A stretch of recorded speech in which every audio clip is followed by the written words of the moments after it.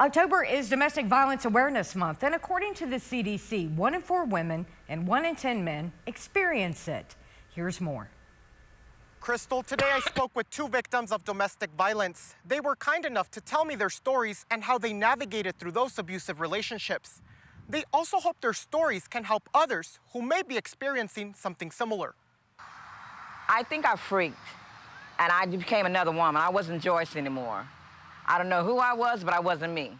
And I was just out of my luck, you know. I was just depending on this man, and so my self-esteem was shot. I felt like I had no identity. Not knowing who you are is a sentiment a lot of domestic violence victims have in common. I felt empty, I felt hurt, and I felt like I was by myself.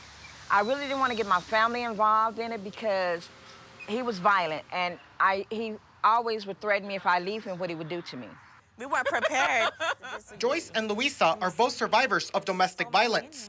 Their stories are difficult to hear. I was sexually molested. I was sexually abused by my father. And that really affected me later on in life. I was very promiscuous when I was a teenager, when I went to college.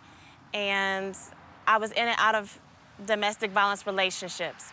I didn't know my worth. I came from a family where my stepfather drank. And when he drank, he would hit my mother. And then it started bringing back memories of what happened to my mother. And I always said I never wanted that to happen to me. And then I realized I'm in the same situation she was in. Joyce's partner threw her down the stairs, causing her to have a miscarriage, and her 4-year-old son to be taken away by Child Protective Services. Recordings, I had to do it.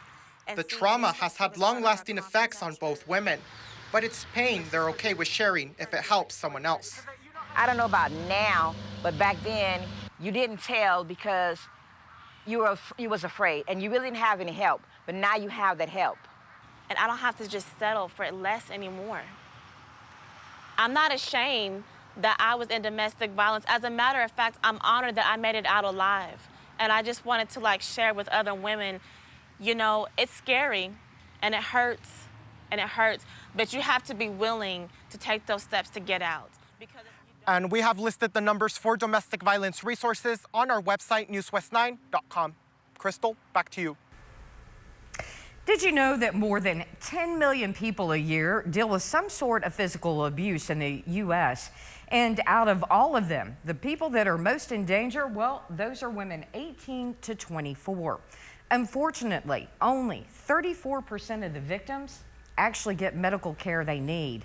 Tools like domestic violence hotlines even receive an average of 20,000 phone calls every single day.